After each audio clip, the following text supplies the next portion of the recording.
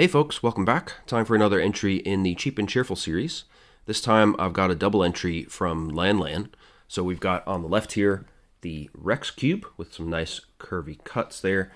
And then we have its cousin, the Master Skewb. Now right from the off, just to avoid any confusion, if you want to get this particular Master Skewb, which I would say is kind of a traditional Master Skewb, make sure you get the one from LanLan.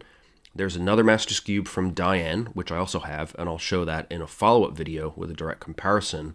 And that cube looks the same, and it's also called a Master Skewb, but is actually a Master F Skewb. So not the same as this. The solve is different, has different cuts and different turns that it can make, but it looks almost identical. So just be careful. If you go by the brand name and get the LanLan Master Skewb, then you'll be sure to get the right one. But both these puzzles are corner turners. You can see the Master Skewb turns like a Skewb, but with some extra stuff, which I'll talk about in a minute. The Rex Cube is also a corner turner. These are LanLan puzzles, so the turning is a bit tight, a bit grindy, I would say, but they turn pretty reliably, I would say. I've spent a lot of time with these puzzles. I've solved them a bunch, broken them in a bunch, so they're pretty good now. But I would say it's a little bit deceptive. So it looks like they turn with the greatest of ease. But both puzzles, they have a surprising amount of resistance, particularly at the very end, the very beginning of the turn. It takes some force to get it moving. Once they get going, it's just fine. But there's a little bit of resistance in there. And so what I found when I first got these puzzles, I thought, oh, actually, these turn great. And then I started my first solves. And actually, I got some pain in my wrists because I was putting a surprising amount of force into every movement. So just be aware of that.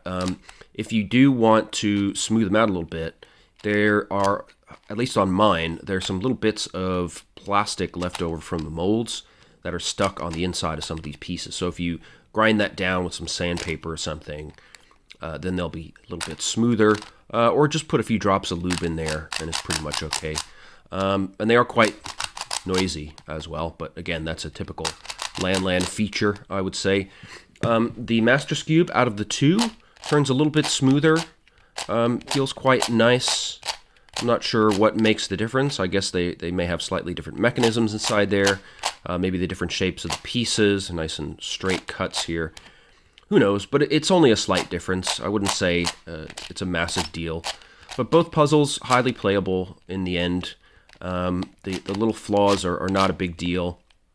And yeah, just be aware that when you get them, you will have to do a bit of breaking in to really get them into a nice state. But, you know, it's not too bad. Both of these will cost you around about $8 or so from Z-Cube, maybe a little bit less since they're having a massive COVID-19 sale at the moment. It seems to be going on for the duration of the pandemic, so make sure you capitalize on that. So for the price, I think these are great puzzles. Really playable, really fun to solve. They look good. The stickers are not amazing, but they seem to be holding up pretty well, despite the amount of time I've spent with these puzzles.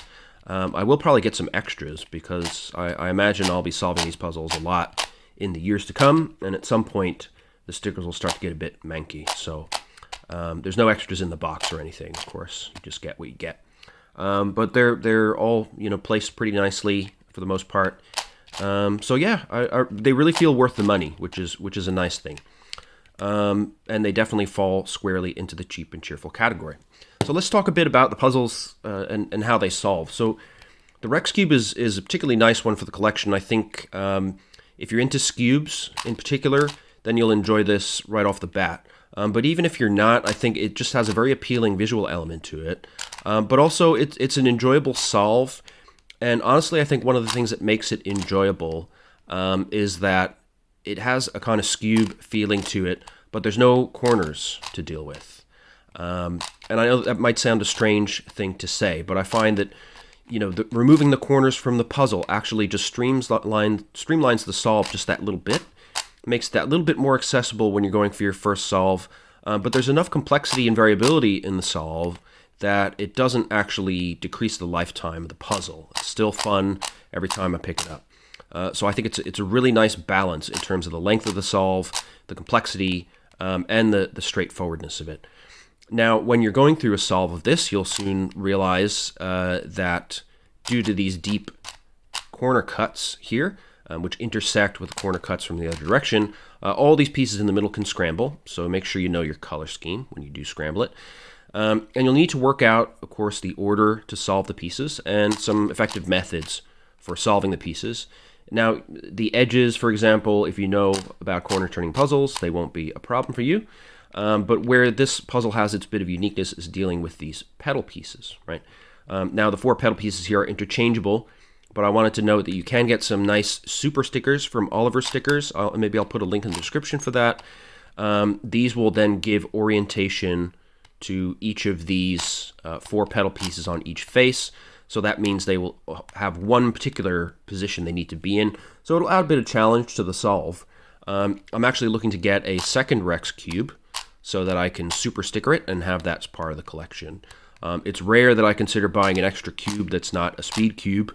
So that should tell you how much I enjoy this puzzle. Now, if you don't want any spoilers, look away now, but I'm just going to show you a quick example of how you can manipulate these pedal pieces. Just to have that on board here in case you need a little bit of help getting started with the solve. Even if you do know how to manipulate the pedal pieces, there's still lots of interesting manipulation to do of the puzzle. It can get a bit tricky as you start running out of space to maneuver things. And there's a lot of intuitive, strategic elements to the solve, which I think is one of the things that makes it so appealing. But let's see, if I mix up a little bit this side here on the left, right? So I'll have to remember those setup moves later, see how that goes. Actually, wait, I think I need to do it the other way. If we do this way and then maybe that way, that should do it. All right, so there's a simple sequence that you can do to basically, if you have your pedals on one side here, so we say you want to manipulate these pedals, there's a nice little sequence that will allow you to jump this pedal over to this one's place and basically swap these two. And you can use that to pair up strips of same colored pedals with a matching center, and then you can move those around the puzzle at your leisure. And that really will get you kick-started solving the puzzle. So I'll just show you how that works. If I have the strip on the left side, then I can just do an L prime, R, L, R prime, D, R prime, D prime, and R. And you can see there that these two pieces have swapped places, right? So you can imagine a situation on the puzzle where, if I wanted to, say, pair up these two elements here with a strip on the other side, then I could make use of that algorithm to manipulate things around and start to build my faces together. So it's a nice, convenient little sequence you can use if you find that your first solve is a bit rough and maybe you need a little bit of help getting started. Of course, if you do the mirror of that algorithm with a strip on the right, you can do exactly the same thing. So let's just get it back to solved here. So once again, I put my strip there, L prime, R, L, R prime, D, R prime, D prime, and R. And now we're back to where we were and back to solved. So it's a really fun little puzzle to manipulate. I think if you enjoy working with corner turning puzzles, you'll find it really enjoyable. If you like intuitive elements and strategic elements to your solve, you'll enjoy that as well. It's sort of a minimal algorithmic requirement. If you have basic understanding of how to move edge pieces around a puzzle, you won't need any long sequences to deal with those. As I showed you, you just need 1 or 2 sequences to deal with the pedal pieces. And you can basically use your logic and cube knowledge to carry you through from there. So it's a really nice addition to the collection on that front. Enough challenge to always be interesting, like I said, but not enough to put you off from picking it up frequently, which can happen with the very complex puzzles. So that's the wonderful Rex Cube. Really excellent puzzle. And then we have its cousin, the Master Skewb. And really what sets this one apart is that now we do have corners added into the solve, right? So we've got 8 corners, and they're traditional corners. Obviously, the intersection of 3 sides, so they have 3 colors. But if you look at a direct comparison with the Rex Cube, you can see the very clear relationship between these puzzles, right? So we have 4 inner centers on the Master Skewb and 1 face center, and we have the same here on the Rex Cube. The addition here, of course, on the Master Skewb, we have the corners. And if we do the identical turn on each puzzle, we can see that the exact same pieces are manipulated, right? So we end up changing out 3 inner centers and 1 face center. 2 edges have flipped over. And on the Master Skewb, we also have 3 reoriented corners as well. So really, this is a great next step once you've gotten your head around the Rex Cube. You may find that once you've really mastered the Rex Cube, you want a little bit extra to the solve. And the corners of the Master Skewb really add something nice, a little bit of extra challenge for you. So I find they make a really solid pair. Sometimes I feel like, not having that little bit of extra lengthy solve that you get from the Master Skewb, and I pick up the Rex Cube, and sometimes the other way around. So both feature prominently in my collection. They get a lot of use out of me, and I think you will enjoy them. Particularly, I find, bizarrely, that these puzzles have really helped me understand corner-turning puzzles and Skewbs more generally. Normally, that's not the case. I don't find that buying a higher-order version of a category of puzzles really helps me understand lower-order versions, but I got these not too long after first getting into the regular Skewb as a speed puzzle.